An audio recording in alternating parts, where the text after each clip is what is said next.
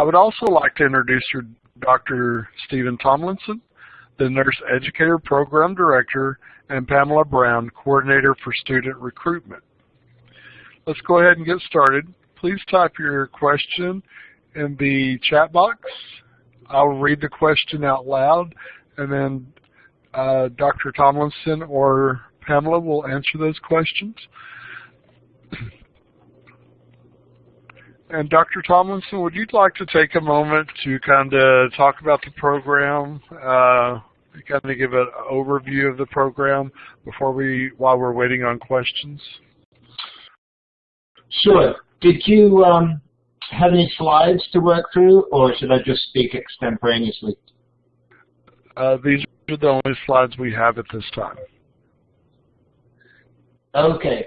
All right. So about 14 years ago, we got together, the College of Education and the Capstone College of Nursing, to develop a doctoral program for nursing professionals. The idea was that in Alabama and other states in the southeast and across the country, there's a shortage of nurses, in part because there's a shortage of nursing faculty. So we wanted to try to answer that problem by developing a program to educate future faculty of nursing. So this is a joint program between two different colleges, and it is designed as a distance program so that working professionals, whether they're in higher education or healthcare work, can come and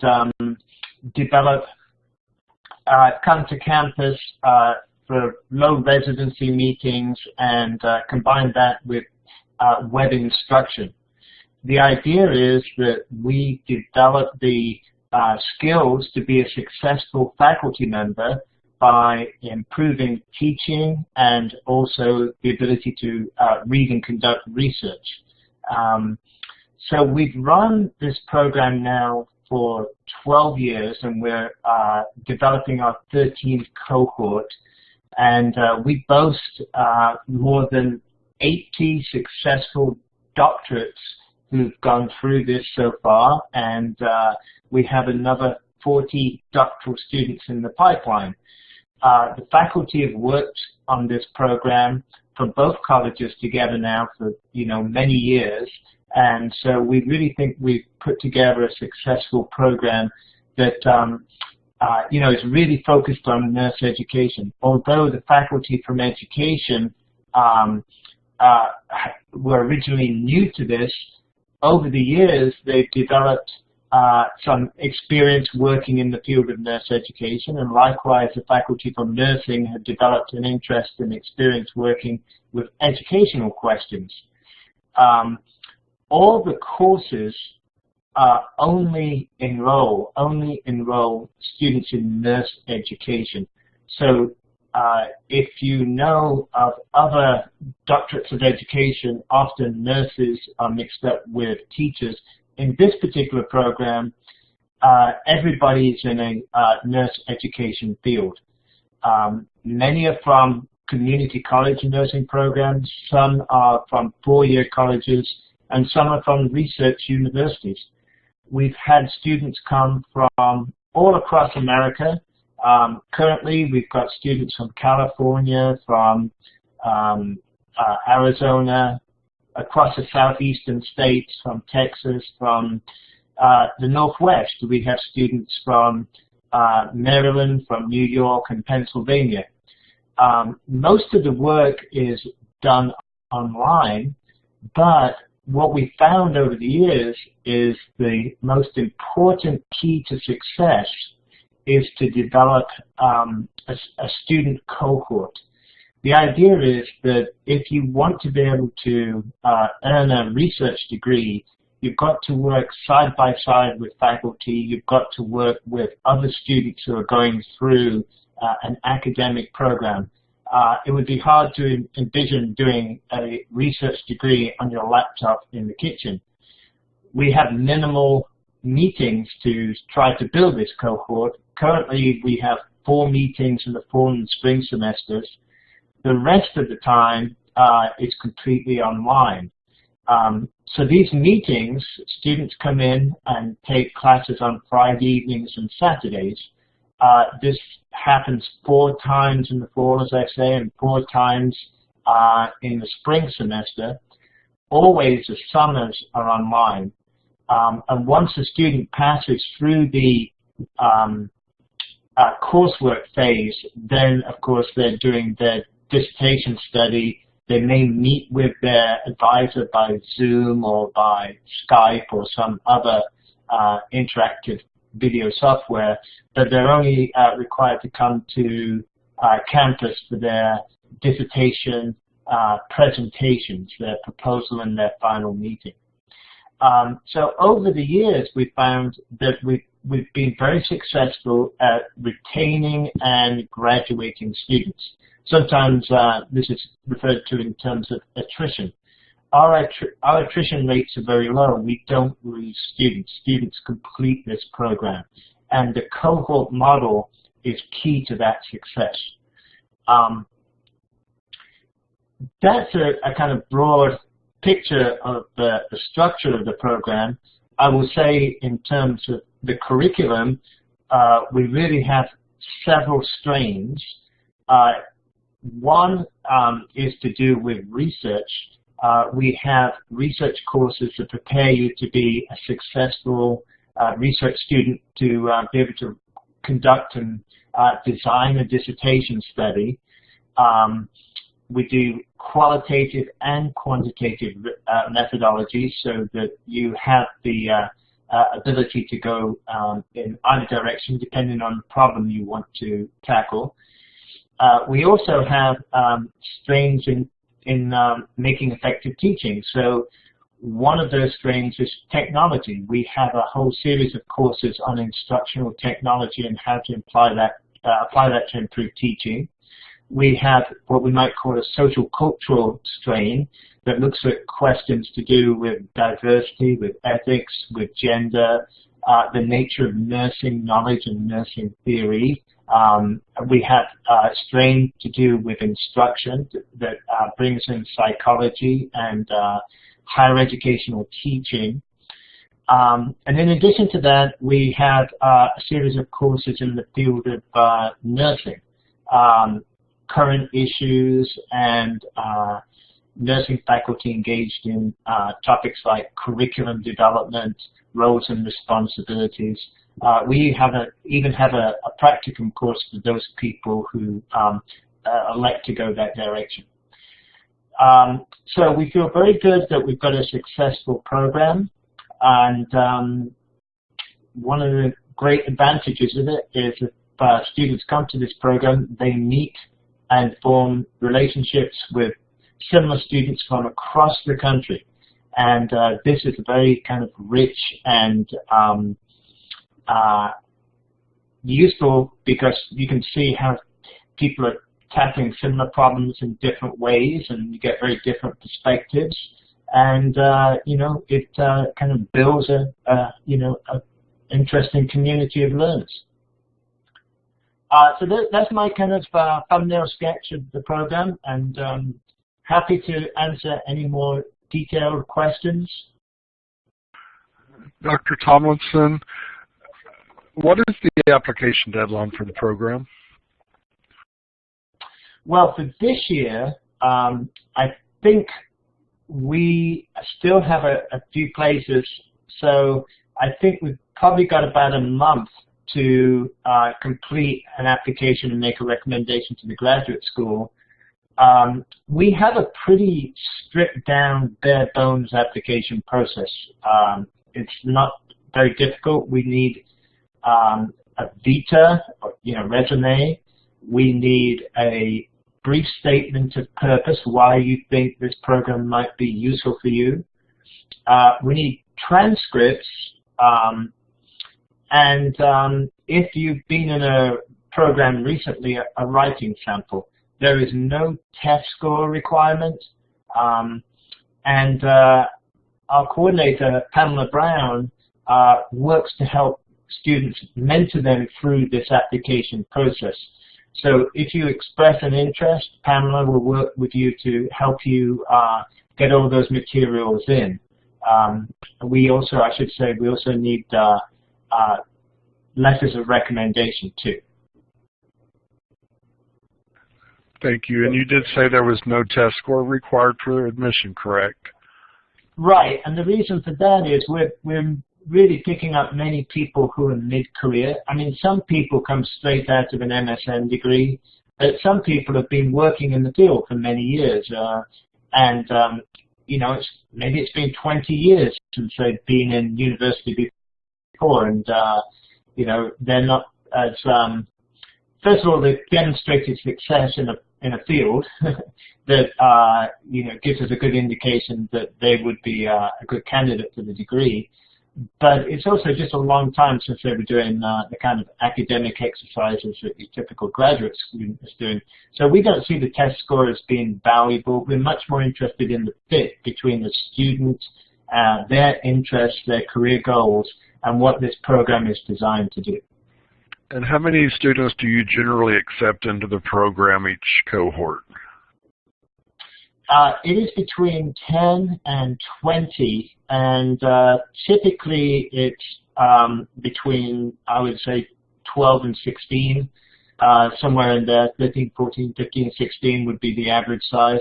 Sometimes we've got cohorts that are a little larger. We have a cohort of 21 one year. 19 is the current one coming up to finish their coursework. We've had one as low as 8. But we keep them less than 20 so that we can have the type of discussions that you'd expect from graduate school. And do you have the dates that students would be required to come to campus, say in the fall semester on that weekend program? Yeah, we've got the dates for the fall and spring set up, and we post the dates at least 6 months ahead of time. So we have a website with all that information on, and you know, I can forward you the full dates if anybody's interested. Typically, it starts off with an orientation where we invite students to campus on the Friday, the first Friday. Actually, I think this year it's the 24th of August, or it's 24th of August to Friday. Let's have a look. Friday the 23rd of August, I should say. And that starts at lunchtime. We have a series of activities where we introduce the faculty and bring the cohort together. We have a visiting lecturer and a kind of welcome meal.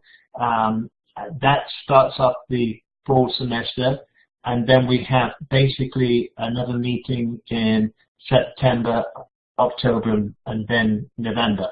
So they're spaced out roughly a month apart, and again, 4 times during the semester. Thank you for that information. And you have students from all over the country in the program. Have there been any issues with students traveling to campus that many times for the program in order to meet those requirements? Well, the only time there's been any problems is somebody has some event in their life. You know, they broke their leg on the way to the airport, or there's a family emergency. So it's no different than any other course that you miss. And in that case, what happens is that there's alternative assignments for those people who can't come. So, you know, we just work that in. We make sure that the people who miss don't get left behind. But it's never really been anything like a major problem for people coming. In fact, what happens is that the group usually gets together and they often stay in the same hotel. They get a courtesy van from the hotel to the college. They often eat together. I don't know, maybe later in life they remain friends. They certainly hook up together on Facebook and you know, bond and form what everybody wants from a graduate experience, is a community to help them work through the degree. Some people travel together. Some people meet at the airport. There's you know, there's a lot of support going on amongst the students. That's great to hear. I know that some people kind of not sure, not knowing anybody coming in the program, so that kind of eases some of that. I would like to welcome Tammy Hamilton into the session. Tammy, if you have any questions, please feel free to type those questions in the chat box, and we'll be happy to address those questions as you type them and get those questions answered for you. But welcome, and we're glad you've joined us this afternoon to gain more information about the program. Dr. Tomlinson, about how long does a program take to complete? Well, the formal requirement for the program in all is 72 hours. So that's 60 hours of coursework and 12 hours of dissertation study. So the first 3 years are taken up with coursework preparation. Of course, you need that in order to be able to do your research study. What we do is the first year we have, in the fall and spring, we have 3 courses. So it typically happens that 2 of the courses you would get classes and another one would be all online. The courses where you get classes, you would have some coursework online and some which was just direct instruction. So for the first year, there would be 3 in the fall, 3 classes in the spring, and then in subsequent semesters it becomes 2 classes a semester until you've covered the 60 hours, that's 20 classes. The final year, the courses are really built around preparing you to do your research study. So they tend to be more research methodology classes and help you develop a topic. And then after you've done that coursework, by the 3rd summer, you're launching into your dissertation study. And the dissertation study really, it's kind of up to you. Some people can go through that quickly, some people take longer. But I would say a good faith estimate is about 1.5 years to complete the dissertation study. So I think beginning to end, what we try to aim for as an average is about 4.5 years. That sounds a long time, but usually doctorates last longer. So the good thing is, because it's so structured, because the cohort goes through, everybody tends to graduate at the same time, and you kind of get carried along with the wave. What's really difficult is if you're in a program where you're out there on your own, and everything just kind of depends upon your initiative, and the group is what helps us not only work against attrition, but helps us to a good time to completion. Thank you. And you mentioned earlier sometimes life happens and things come up. What happens with the student who maybe something comes up in life and they're not able to go one of the semesters? How does that look for that student? Do they come back into the cohort? Do they fall back to the next cohort? What does that look like for that student? Well, there's one or two things. One would be to parachute down to the next cohort. So, if you're in cohort 8 and you have another baby, and it just seems like it's too much of a deal for that semester, you can join up with cohort 9 the following year, because they're following exactly the same footsteps.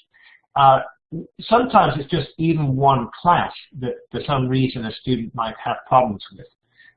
And so what tends to happen when we do that is you go down to the next cohort, but we keep you moving along by giving you courses. Let's say if you took a fallout, we would then give you courses in the spring and the summer. Even though you go down to the next cohort, you're making progress through the year. And so actually it means that you have reduced loads in future semesters. But we've had several cases where students have not been able to complete a semester through illness, or for one reason or another in their family, they've needed to drop down to the next group. But generally that's worked very well.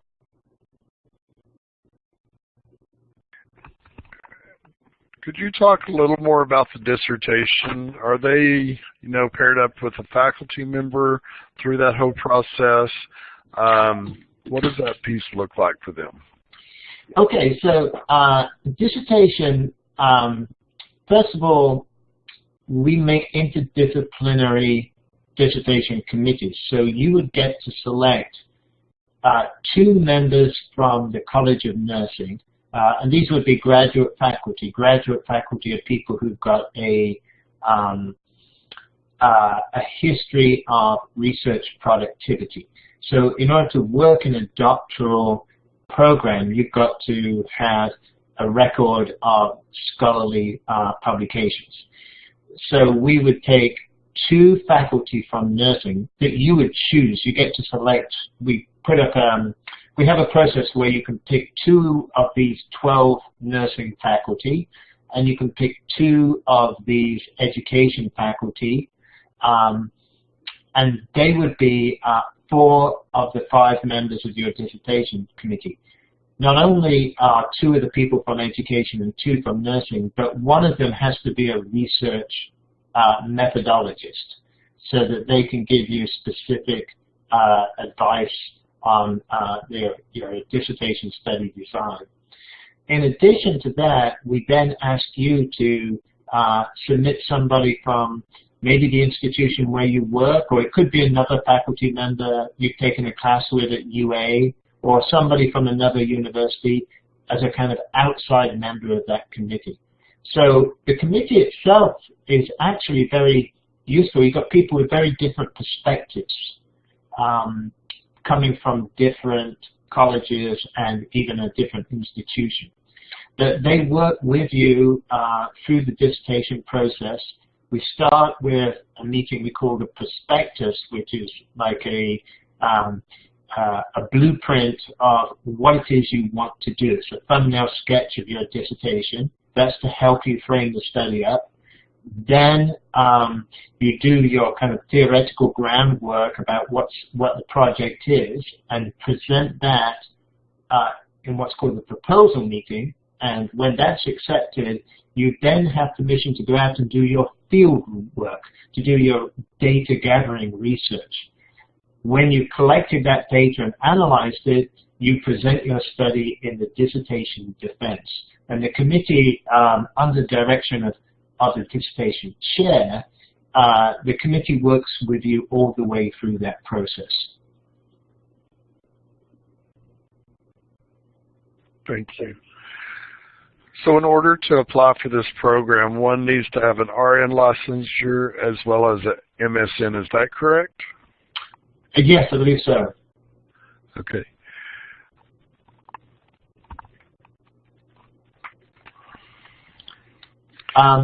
Pamela, are you there? Yes, I'm here. Do you think you could say a couple of things about the NFLP grant? Sure. Let's see here. So the Nurse Faculty Loan Program is a program offered through the federal government that helps students to cover the cost of their tuition, books, fees, all that kind of stuff. So it pays your tuition bills and everything each year, so long as you maintain full-time status in the program. And at the end of the program, it has a 4-year requirement that you teach full-time equivalency in a university. And for each year that you teach, you get 20% the first year, second year, and third year forgiven on your loan, and then 25% on your 4th year, adding up to a total of 85% that gets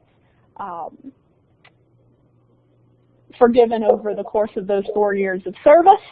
And then you have the ability to pay off the rest of the loan at a reduced interest rate as well, I believe.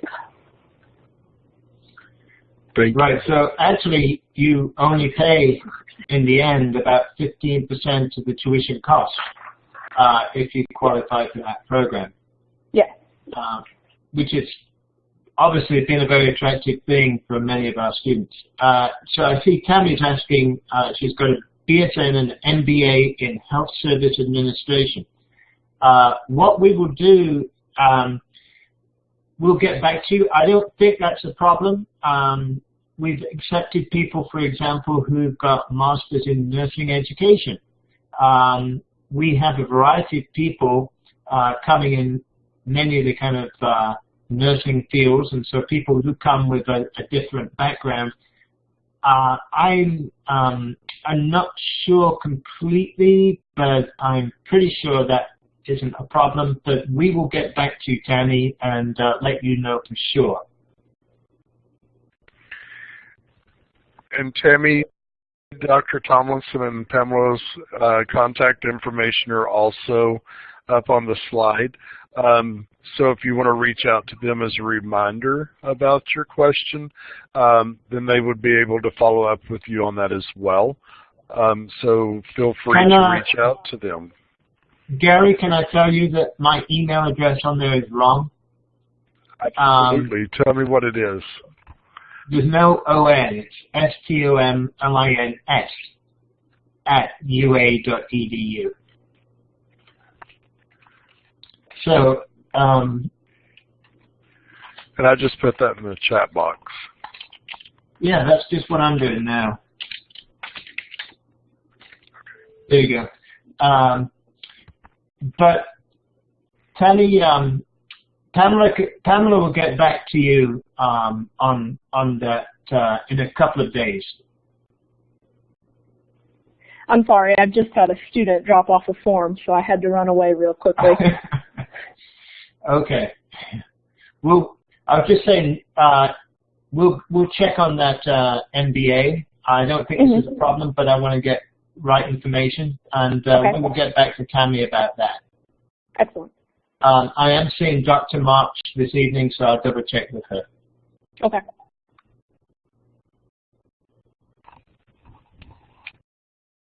Thank you both for that information. Do appreciate that. Dr. Tomlinson, do students who are in this program typically also have full-time jobs, so they're balancing a full-time course load as well as a full-time job?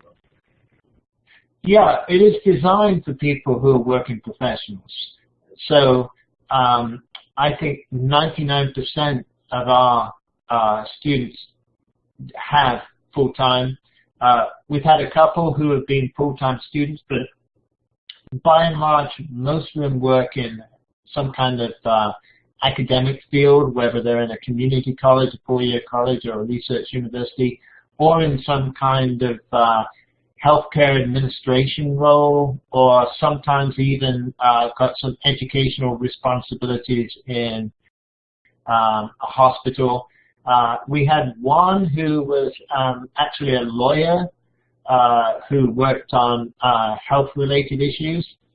And we had one fellow one time who was in working for FedEx, but he was responsible for training and health and safety issues with Federal Express.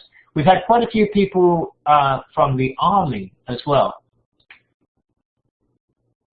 So a range of different people from different areas. Okay, thank you, sir. And different ages. We've had students who are in their 20s, and we have a student who is in her 70s. So, quite a diverse range of people. What do tests look like in this program? Are they required to do those online? What do those tests look like? Well, every course has its own assignments, and faculty will have different kinds of assignments based upon the work they're doing. So there's no general formula for that. What I would say is that the faculty have been working in this program. I've been working in this program. I'm now entering my 13th year in this program. All the education faculty, by and large, have been here with me all that time. There's really no newcomers. So they've worked out assignments that make sense for the students. The kind of assignments based on the dissertation, you know, that they're really, we get students to the ability to make a presentation of their research interest. So if you think about what it would be like to present a paper at an academic conference, that's what you need to be doing for your dissertation proposal and your dissertation defense, to build an argument and then to be able to argue it through to your dissertation committee. So this is not going to be PowerPoints and multiple choice questions. It's more going to be activities, projects, some essays, and you know, kind of academic talk. Thank you. And I will say this thing, sometimes, let me just add this, Gary, if I may. Students are sometimes wondering, well, what is a dissertation? What topics can I study? And the beauty of education is that any topic can have some educational value. You could be, you know, how do I improve people's understanding of medical written materials? How do I deal with educating people about end-of-life care? How do I deal with a certain population? How about nursing training? There are lots and lots of dissertation topics. In fact, I'd be very happy to share a list of the 80 students who graduated from the program so far and all of their dissertation topics, so you can see the range of projects that they get involved in. Typically, it's something that relates to their professional work and how they can further their expertise. So we've had you know, we've had a great variety of different studies taking place. And do you use Blackboard to post students' assignments and information? People do it a different way. I myself construct my own websites. I do use Blackboard for some assignments. For example, I have video lectures I use in one of my courses. I also use Zoom, Interactive Classroom, and I also teach, you know, on Saturdays myself. So, you know, a variety of different mediums. I will say students like Zoom probably the most, and I think most faculty use Zoom for their web-based class meetings. And so students in this program have the same faculty and staff that on-campus students would have. Is that correct? Yeah, absolutely. And you can go to the websites in the College of Education and the College of Nursing, and you can go to our program and see who these faculty are. And I would say almost all of them have got strong national reputations as scholars in their field. So, you know, you're getting top-of-the-line instructors who are working with other students in similar PhD and EDD programs. So this is, you know, it is an equal value program in terms of faculty investment. And it's nice to hear you say that there's so much tenure within the program, so there's a lot of consistency within that program, correct? Yeah, so here's the thing is that if you take the people, my colleagues in the College of Education, when they got involved in this, we made a commitment, well, we're going to work in this program for at least 5 years so that we've got a reason to learn all about nursing education. It's not just going to be a one-off semester. But what happened is that the faculty who got involved really got engaged in the topics. I see these fields as very close. You know, I like to say we're sister professions, teaching and nursing. So we have a lot of common interests and a lot of history. And by and large, I will tell you that my colleagues in education love teaching in this field. It's kind of opened up a whole new arena of interest. So we couldn't take them out even if we wanted to. I mean, this is a very popular program for them to teach it. And that's great. And I know that's comforting to our students because they do want stability and know that people are going to be there with them through the program. So that is great information. Pamela, is there anything on the admissions side that you would like to add that maybe we haven't covered? Let's see. I think Dr. Tomlinson did a pretty good job of incorporating all of the requirements. Students do start with the graduate school's general application, and all of their materials are uploaded through that website, so it's a very easy, streamlined process there. And then we just have the requirements of the resume, statement of purpose. They put in the names and addresses for their letters of recommendation, and the system sends out an automated request for those. And we do only need the unofficial transcripts for the application process. The graduate school does not require the official transcripts to be sent until after the student has been admitted. So they don't even have to arrange all of that. Unofficial transcripts are fine for that initial application. And say a student doesn't meet maybe one of the requirements for admission, do you guys do a conditional admission?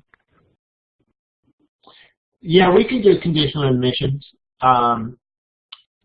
but because we don't have test scores, it just generally depends on GPA for conditional admissions. So we're really most interested in the career aspirations of the candidate and how closely that fits our program. And thank you for clarifying that. We're getting close to the end of this. Dr. Tomlinson, are there any closing thoughts or things you would like to say in regards to the program? And I've also put my contact information, Dr. Tomlinson contact, and Pamela's contact information. Just remember on Dr. Tomlinson, it's without the O-N on the Tomlin. So feel free to reach out to us as well. But Dr. Tomlinson, is there anything else you would like to add before we close up? Well, I invite you to go to our college websites, both nursing and education, and you should be able to find there a video that we've made about the program so that you see some of the faculty, you would see the students and listen to the students talk about the program, and see the great facilities we have here at Alabama, and what a welcoming environment it is to come. I really want to say when you start out in a program like this, you think about convenience. You think about, okay, can I do all this online and fit it into my schedule? But what makes a successful program is engagement with a cohort that supports you and helps bring you through. And if you ask a student in their second year what they think of the cohort, they'll say that's the strongest part of the program. And I think that comes out in this recruitment video. So if you're interested, take a look at the recruitment video and see who we are and where we are. And get in touch with Pamela. She's here to help mentor you and tell you more about the program and help you come through the application process if you think this is a good fit for you. Thank you, Dr. Tomlinson. And Michelle Butler has put in that link to that website for the program, so feel free to go to that link and look up the more information in regards to that. Thank you so much, Michelle, for doing that. I should add that I'm a good deal older than this photograph suggests. So we have a few of the faculty who've been in the program who are now in this video. So you'll get a sense of some of the nursing faculty, some of the education faculty, and the cooperation between the two programs. Thank you. Pamela, did you have any closing remarks you would like to add? And I also want to welcome Jennifer to the room. Jennifer, if you have a question, you can type it in the chat box. We are in the last 5 minutes of the session, but feel free to type that question in there. I don't think I had anything to add unless there's additional questions that I can answer. Okay, thank you. I want to take this opportunity first to thank Dr. Tomlinson and Pamela for joining us this afternoon. We do appreciate you taking time out of your busy schedules to be with us and providing the great information that you have provided. Just keep in mind, those who register for this presentation will get a recorded session so that you will get the information that has been covered throughout the hour. You will get a recorded link to this information so that you can go back and listen to it at your convenience. Feel free to reach out to us in regards to any questions you may have. We'll be more than happy to assist you with those questions. Dr. Tomlinson, Pamela, thank you so much for joining us. And I also want to thank Michelle Butler for being my backup today. She did a great job. But we appreciate everybody, and roll tide.